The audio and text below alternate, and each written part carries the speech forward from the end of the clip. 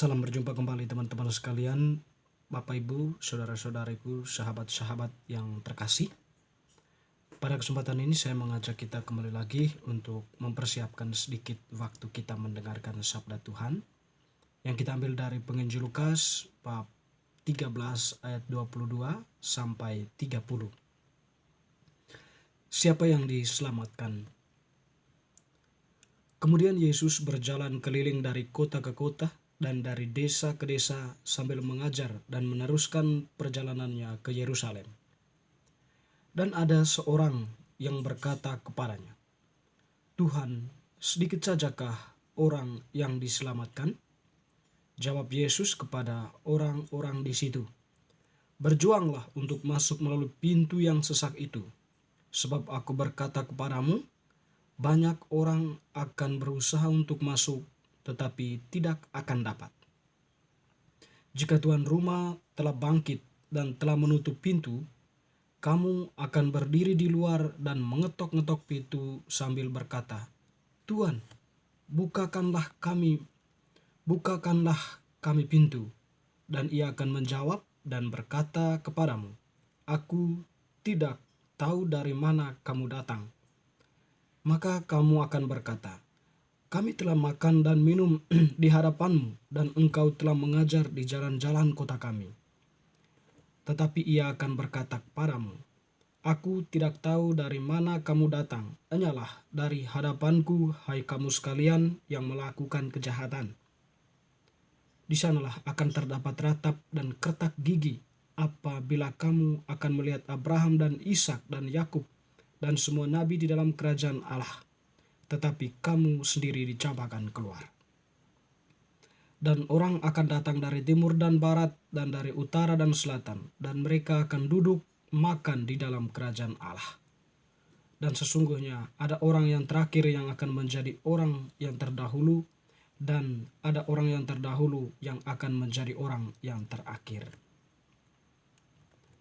Demikianlah sabda Tuhan. Terpujilah Kristus. Bapak, Ibu, saudara-saudari, teman-temanku, sahabat-sahabat yang terkasih, Penginjil Lukas yang telah kita dengarkan tadi menampilkan sebuah pertanyaan, siapa yang diselamatkan? Ya, mungkin juga ya, atau mungkin pertanyaan ini ya lahir dari sebuah kebingungannya dari orang yang bertanya itu ya. Sekian lama mungkin dia mendengar tentang keselamatan ya, atau Yesus sendiri yang berbicara tentang keselamatan, atau mungkin dari nabi-nabi, atau mungkin juga dari tokoh-tokoh agama pada waktu itu ya. Ya, sehingga pertanyaan itu muncul ya untuk menjawab keraguannya.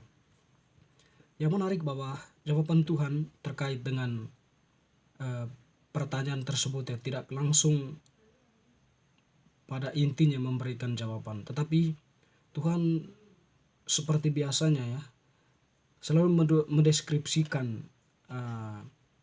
tentang sesuatu yang mau dijelaskan itu agar pikiran orang itu bisa terbuka, atau pertanyaan orang yang bertanya itu bisa berada dalam proses sebuah pemahaman untuk bisa masuk pada intinya. Yesus menjawab pertanyaan dari orang itu. Jawab Yesus kepadanya, "Berjuanglah untuk masuk melalui pintu yang sesak. Sebab aku berkata kepadamu, banyak orang yang akan berusaha untuk masuk, tetapi tidak akan dapat." Artinya bahwa kehidupan yang kekal itu ya diumpamakan oleh Yesus seperti sebuah pintu yang sempit atau jalan menuju keselamatan itu melalui pintu yang sempit. Ada begitu banyak orang yang hendak masuk ke dalamnya, tetapi tidak dapat masuk karena sempitnya pintu. Nah, sehingga pada saatnya pintu itu tertutup ya. Dan kamu akan berdiri di luar. Jika tuan rumah telah bangkit dan telah menutup pintu, kamu akan berdiri di luar dan mengetok-ngetok pintu itu sambil berkata, "Tuhan, bukakanlah kami pintu." Ya. Tuhan itu akan memberikan respon atau jawaban, "Enyalah dari hadapanku kalian semua, hai orang-orang yang melakukan kejahatan." Artinya begini, atau kita memahaminya begini, ternyata tiket untuk masuk ke dalam pintu itu adalah kebaikan. Setiap orang yang melakukan kebaikan yang tentu lahir dari hati dan imannya yang dilandasi pada kehendak Allah atau apa yang menjadi perintah Allah, orang-orang itulah sekiranya yang bisa masuk ke dalamnya. Siapa yang terdahulu, dia akan menjadi yang terakhir. Siapa yang terakhir, dia akan menjadi yang terdahulu. Artinya kebaikan yang dilakukannya itu menjadi tiket untuk bisa masuk ke dalamnya. Nah, orang-orang yang tidak bisa masuk tadi, dijawab oleh tuannya, "Enyalah dari hadapanku, kalian semua yang melakukan kejahatan." Kejahatan itu tidak memungkinkan orang untuk bisa memasuki pintu yang sempit itu. Kejahatan mendorong pintu itu untuk ditutup, sehingga pelaku kejahatan itu tetap berada di luar. Berada di luar artinya dia berada di ruang, mungkin di ruang api penyucian kah, atau di ruang tertentu, di tempat-tempat tertentu ya. Nanti dia belum bisa masuk ke dalam kehidupan yang kekal, belum bisa diselamatkan. Bapak Ibu Saudara-saudari, kalau kita berbicara tentang Yesus yang bertindak menyelamatkan manusia melalui salibnya, salib itu kita pahami sebagai jalan masuk untuk bisa memperoleh, untuk bisa mencapai kebangkitannya. Yesus melalui salib, penderitaan dan salibnya itu, maka dia pun pada hari ketiga dia bangkit. Ya, seperti yang dikatakannya sendiri kepada para muridnya ya, bahwa aku akan menderita, disalibkan, dan pada hari ketiga aku akan bangkit. Nah, salib yang dipikul Yesus dan kematiannya di kayu salib sudah membuka ruang keselamatan objektif bagi semua orang. Itu karena apa?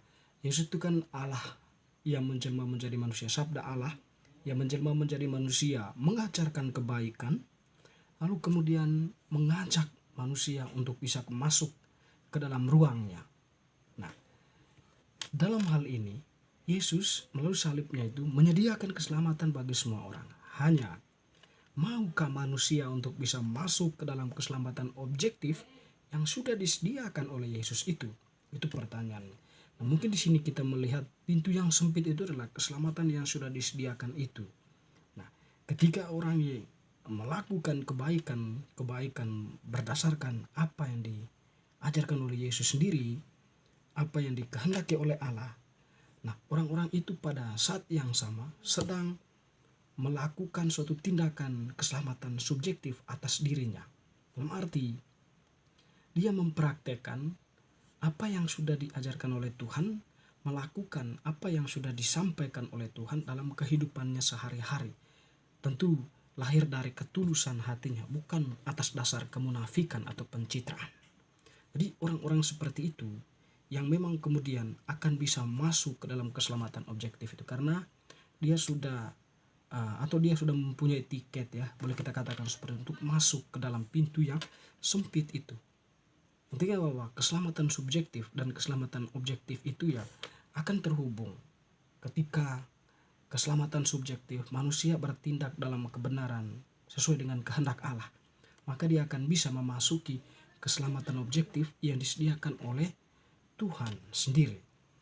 Nah, teman-teman saudara-saudaraku yang terkasih, mungkin tadi ya orang-orang yang diusir atau yang dikatakan nyala dari hadapanku ya mungkin orang-orang yang selama hidupnya tidak menunjukkan diri dalam kebaikan. Mungkin mereka penuh dengan kemunafikan. Mungkin hidup mereka penuh dengan kecerobohan, keangkuhan, kepongahan, sebagainya ya. Yang memang semuanya itu berujung pada penderitaan sesama dan juga kebahagiaan diri dan kelompoknya.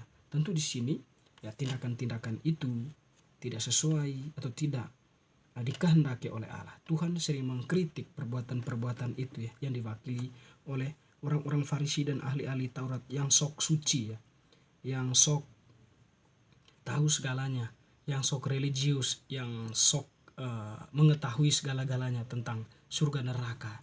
Tetapi hidup mereka tidak menunjukkan apa yang mereka tahu itu, apa yang mereka pahami itu ya. Bahkan hidup mereka itu menjauh dari kehendak Allah. Sehingga mereka bercokol dengan tokoh-tokoh tertentu yang memungkinkan mereka menggunakan kesucian agama itu sebagai sesuatu yang sebagai alat untuk bisa mendapatkan sesuatu. barang dunia ini. Teman-teman, saudara-saudaraku yang terkasih, Tuhan mengajak kita untuk bisa masuk dalam ruang yang sempit. Pintu yang sempit itu harus melalui tindakan kebaikan sebagaimana yang diajarkan dan dikehendaki oleh Allah sendiri. Semoga. Amin.